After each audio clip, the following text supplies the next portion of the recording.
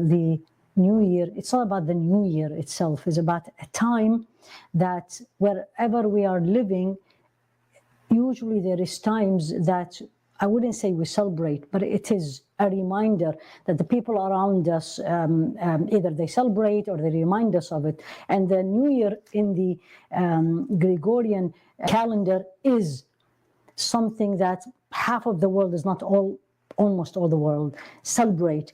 And the celebration for us as Muslims is a reminder. And for me as a Muslim, what does it mean? Does it even exist, this concept? So what is time and what is a blessing? Because we said time is a blessing. Why time is a blessing, right? And the answer is, we always say, is look at the sources. So RasulAllah in a beautiful hadith, and the hadith is in al-Bukhari actually. And the hadith was narrated by Sayyidina Abdullah ibn Abbas. And he said, نعمتان مغبون فيهما ابن آدم الصحة والفراغ. نعمتان, two blessings. The son of Adam does not give them their due right. Two blessings, many people lose them or they incur loss in them. Two blessings, the son of Adam, maghboon, he does not make benefit of it. He does not make profit of it. The word maghboon is actually used in the Arabic language when you don't get your due right. You say ظلمني أو غبنني, especially in transactions, and you say you didn't give me my right. So what the Rasul is teaching you and me, he said there is two. Number one, pay attention to this. There's two, and then he said blessings. He didn't say what they are first. Blessings. Then what he's going to teach me, I need to look at it as a blessing. So two blessings, and then the son of Adam, you and me, she or he, young or old, and he said in general, he didn't say Muslims, Ibn Adam, son of Adam, maghboon, incur loss, does not give it due right, does not take benefit of it. And what are these, Ya Rasulullah? What are these two?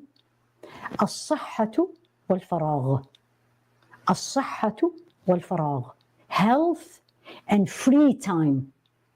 And again, pay attention to this so we can really start thinking. Free time is a blessing. Free time. He didn't say time. He didn't say al-waqt. He said al-faragh. Free time. And absolutely it's a blessing. Number one, because he said it.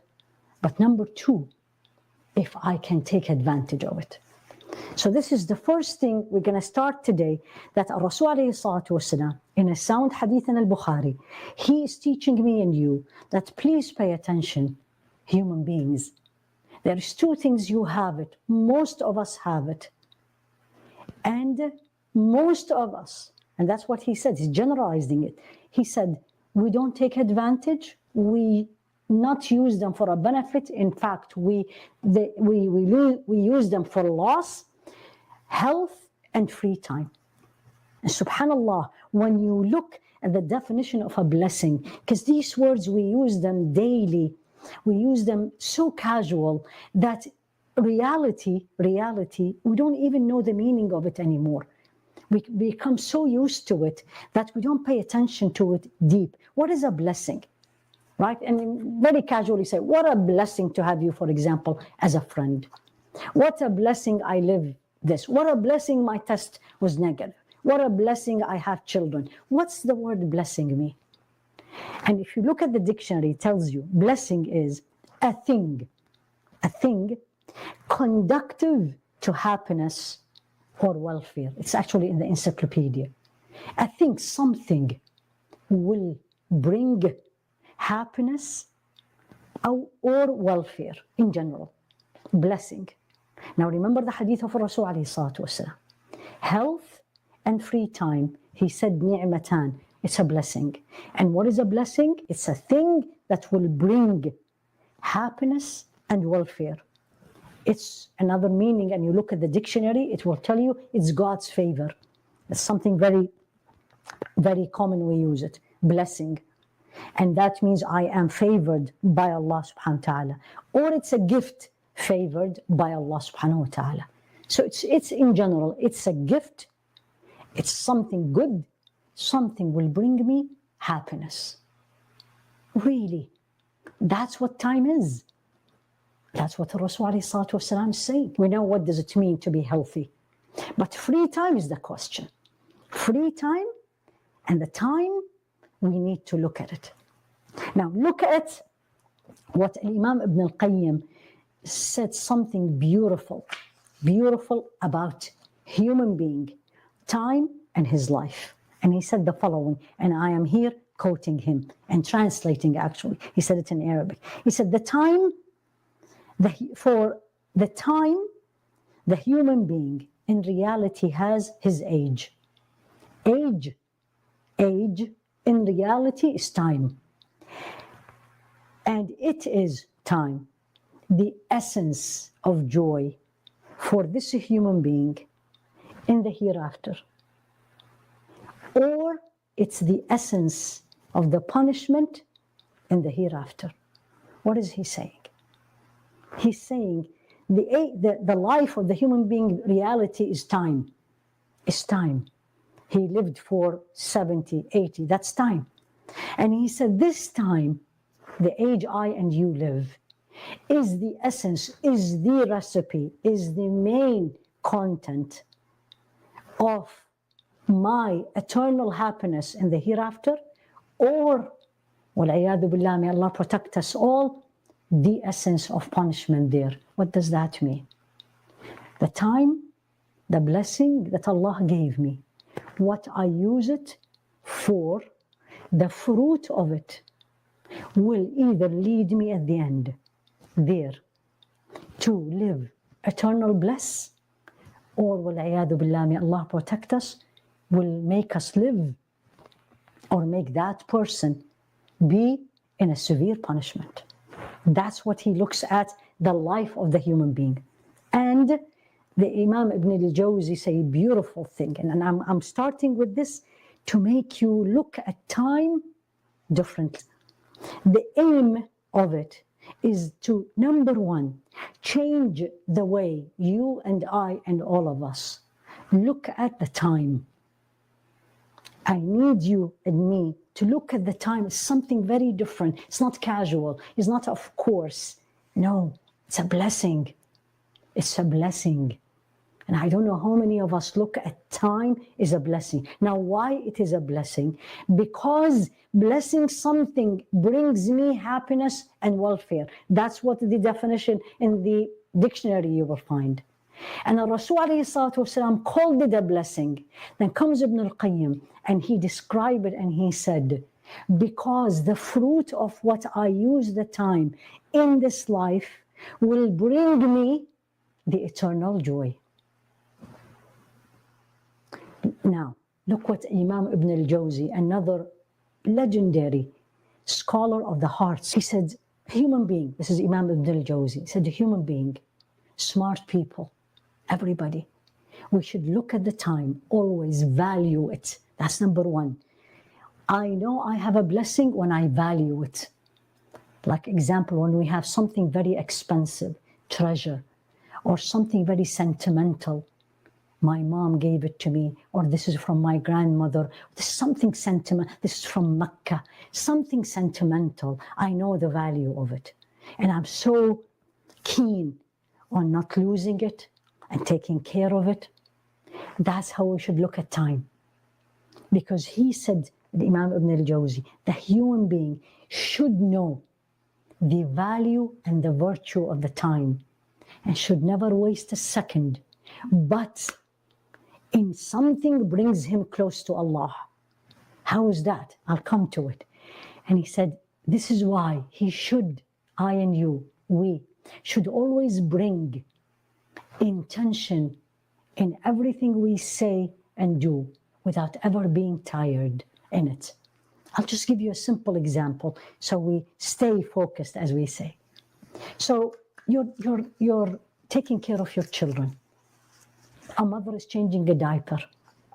The father is teaching his son or his daughter, right?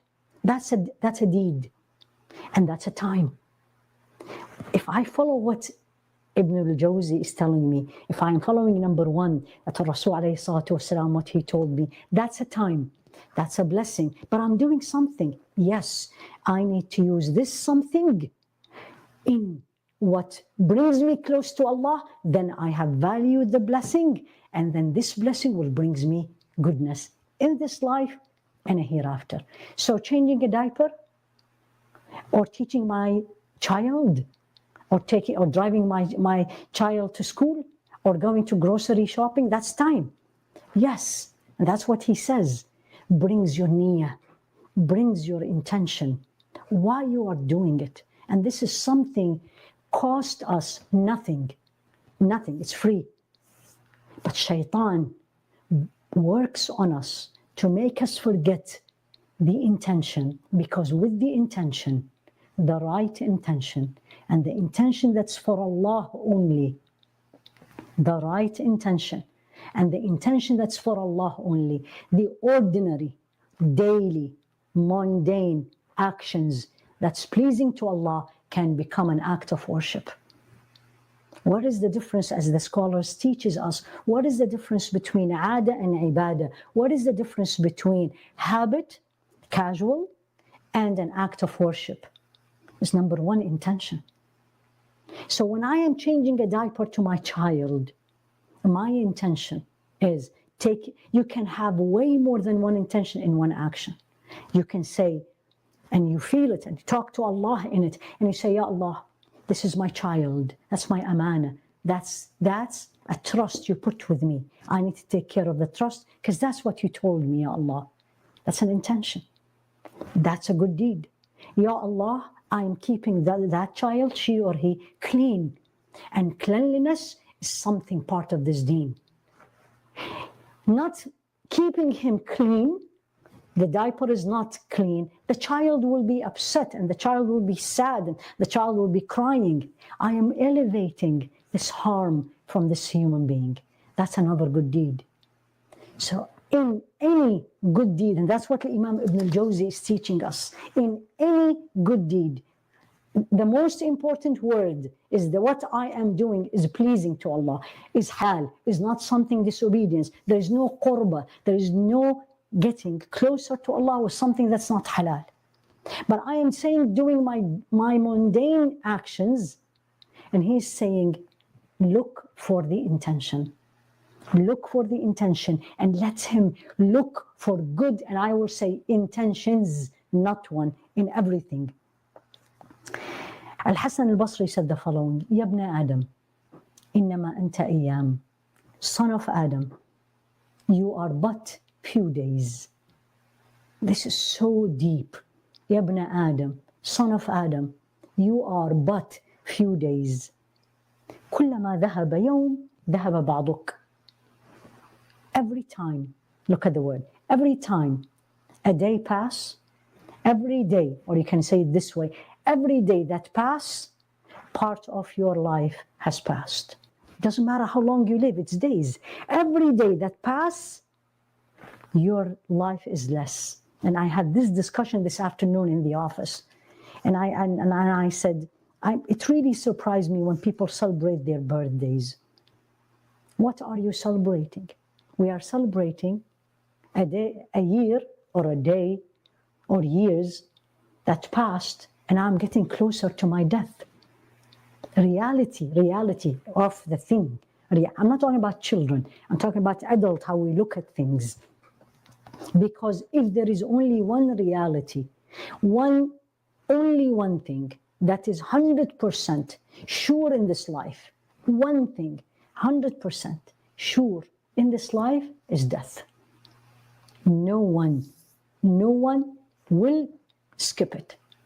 كل نفس ذائقة الموت. Every single soul will taste death. Allah said it 3 times in the Qur'an. كل نفس ذائقة الموت.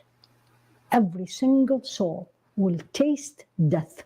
You are few days. You are but days. Every day pass, part of your life is gone. Back again. Time. Days is time.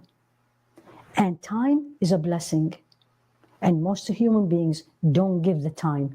it's do right, meaning they don't use it to, don't look at it as a blessing, and they don't use it in what will bring fruit. One verse in the Quran or chapter in the Quran, which many of us are very familiar, young and old, and it's an oath. Allah subhanahu wa ta'ala used it. وَالْعَصْرِ, by the time. إِنَّ الْإِنسَانَ لَفِي خُسْرٍ, verily human being in a loss. إِلَّا الَّذِينَ آمَنُوا, except those who have believed. وَعَمِلُوا الصَّالِحَاتِ, number 2, who has done righteous good deeds. وَتَوَاصَوْا بِالْحَقِّ وَتَوَاصَوْا بِالصَّبْرِ, and they enjoin each other with truth and with patience. We all know it. What is Allah saying? Number 1, it's an oath. وَالْعَصْرِ, by the time. In general, whether it's in the Qur'an or in our daily life, when I and you use oath, what is really I'm saying? I am making a point. I'm bringing attention of people to what I am saying. When you say by Allah, that means what you are saying is serious. What you want to tell people is serious. If people is not believing in me, when you say by Allah, that means I mean it. All these. And al-Qasam fil Quran, the oaths in the Quran is a whole subject by itself. And Allah have made oath in the Quran with many things, including the Quran itself, including the life of Rasul alayhi salatu wasalam, and He made oath by the time. He made it by time in general, wal-asr. He made oath by the night, wal-layl. He made an oath by al-nahar, wal-nahari idha tajalla, by the day, by the night, wal-duha, by the specific time, wal-shams, by the moon, by the sun, wal-layl, by the night. These are all times. Why does Allah make an oath with them? Why? Same answer as I said earlier, because it is very important.